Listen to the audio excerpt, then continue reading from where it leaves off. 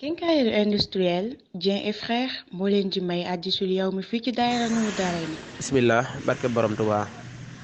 an wasilata ibnil lasqaq radiyallahu anhu qaal qaala rasulullahi sallallahu alayhi wa sallam la tushiri samatata li aqiik fa yarhamahu llah wa yabtalik rawahu tirmisi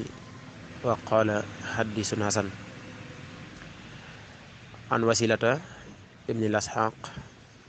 radiyallahu anhu yàlla na yàlla dolli ci moom ngërëm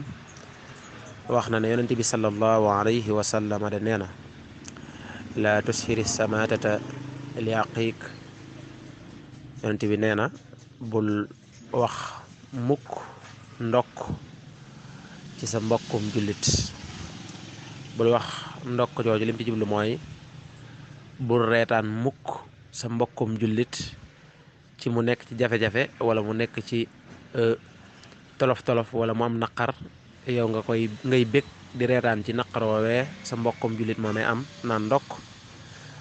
yonent bi alayhi salaam nee na loolu bu ko def mukk yow. lan moo tax nag moo wax la ne la bu ko def ndax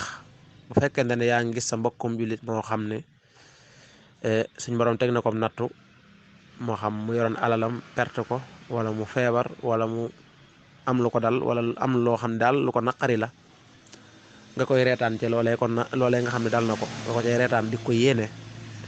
ñenn ñi wax naa yéene woon naa ko yu mel noonu yonent bi nee na soo ko dee def nag suñu borom bi subhanahu wa taala mën naa yërëm ka nga xam ne moom la tegoon natt boobee teggil ko waaye du yem ci teggil ko waaye dana ko teggil moom mais teg la am natt bu mel ni boobee ko daloon wala bu ko raw fa yarhamahullah wa yabtalik. kon mbokk yi loolu day mbir yoo xam ne yu mat a bàyyi xel la yonent bi alayhi salaatu wasalaam di ko wax te léegi loolu dafa am ci jamono ji bu baax léegi nit ñi dañuy nekk ak seen mbokkum jullit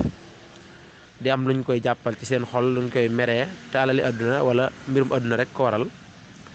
ba tax bu ko ndogal dalee wala tolof tolof dal ci kawam rek da ngay dégg ñoom ñëpp ñu ne yéene woon naa ko man de li ko dal nii baax na ci moom man de lii de yéene woon naa ko. loolee nag yonent bi alayhi salaam nee na saa boo xamee ne yaa ngi koy def na nga xam ne suñu borom mooy tegam nattu te moo ko teg sa mbokkum jullit moom ngay ree te mën na koo teggi nag teg la ko yow mi ko doon ree wala mu teg la sax natt bu gën a diis boobu. kon lañ ci jàngate rek mooy mbokk yi suñ mbokkum jullit bu nekkee ci tolof-tolof ak lu ñu mën a jote ak lu mën a nekk suñ digganteek moom rek buñ ko yéene mukk coono buñ ko yéene mukk ay tolof-tolof ndax saa boo xamee ni yéene leen ko rek ci suñu xol wala ci suñuy kàddu di ko wax di ko jëmale ci moom nañ xam ne suñu boroom mën naa teggi natt boobee mu ko teg ñu ko. moo tax kon yonente bi ni la tushiri samatata li aqiik bu leen ndokk mukk yéen seen mbokkum jullit ndax fa yarhamahullahu wa yabtalik